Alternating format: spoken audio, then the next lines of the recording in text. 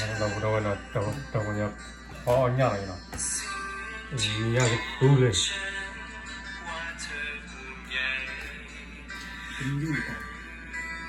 န်လာလိုက်ရနော်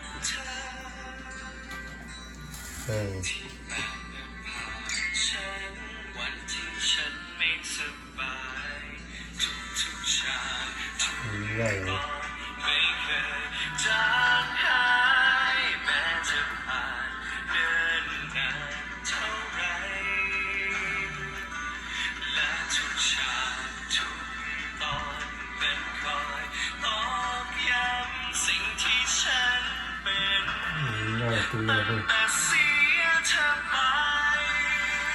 ว่าฉันเป็นคนงงเหนือใครๆมีรักเธออยู่ดูแลไม่ได้จะรู้ค่ามันก็สายเกินไป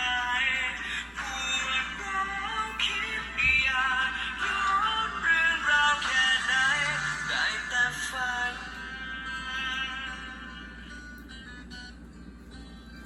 我都烧带了你了啊！